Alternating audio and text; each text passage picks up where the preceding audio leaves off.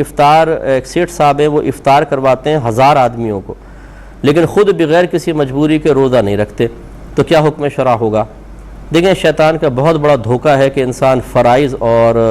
واجبات کو ترک کرے اور معاذ اللہ ثم معاذ اللہ سمجھے کہ نفل میں کروں گا تو اللہ تعالیٰ مجھ سے متاثر ہو کر میرے فرائض کی کوتاہی معاف کر دے گا۔ ذرا خود سوچئے کہ فرض کسی نبی سے بھی معاف نہیں ہوئے ہیں، صحابہ کرام سے معاف نہیں ہوئے ہیں، واجب ان سب نے پورے کیے ہیں، پوری زندگی پورے کیے ہیں۔ یہ سیٹھ صاحب کو یہ نواب آ گیا ہے کہ کھانا کھلا دے اور پھر خود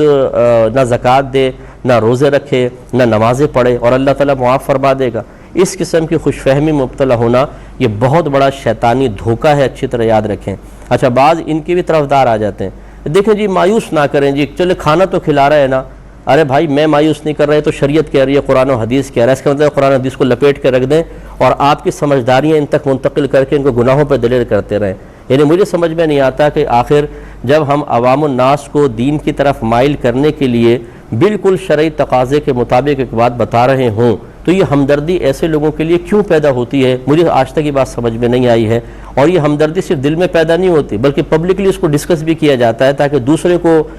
ذلیل کیا جائے، دوسرے کی بات کو بس غلط ثابت کر دیا جائے، ہم زیادہ ہمدرد ہیں۔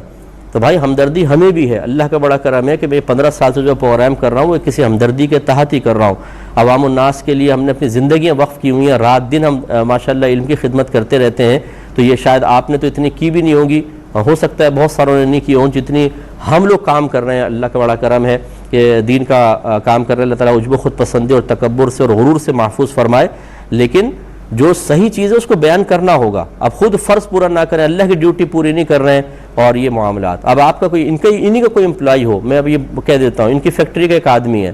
فیکٹری کی جو ڈیوٹی ہے وہ پوری نہیں کرتا اور جا کے گارڈن میں بیٹھ جاتا ہے، گھاس واس توڑ کے کچرا وچرا اٹھا کے باہر پھینک دیتا ہے، کوئی رنگ خراب ہو تو رنگ تھوڑا بہت کر دیتا ہے، تو کیا یہ اس کو پوری تنخواہ دیں گے کبھی بھی؟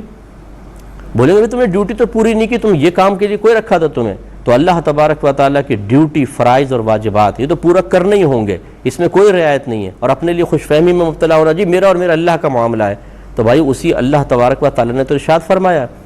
یہ اللہ کا معاملہ کہہ کر اور بات شیطان اور نفس کی مانتے رہیں، یہ کون سی دلیل سے ثابت ہے بتائیے؟ اور کس نے آپ کو سبق پڑھایا اور پٹی پڑھائی ہے کہ بس اتنا جملہ کہہ کے اپنے دل کو مطمئن کرنا کہ جی میرا اور میرا اللہ کا معاملہ ہے؟ اگر اتنی اللہ سے محبت ہے اور اتنی اللہ تعالیٰ کے ساتھ آپ کے راز و نیاز کی باتیں ہیں تو اپنے محبوب کی بات مانی جاتی ہے، محبوب کے خلاف نہیں چلا جاتا، محبوب کی بات کو ٹالا نہیں جاتا۔ مجازی عشق و محبت میں ہی دیکھ لیجئے، اگر کوئی ایک محبوب دوسرے محبوب کی بات نہ مانے تو کیا محبت قائم رہے گی؟ اس لیے اچھی طریقے سے ذرا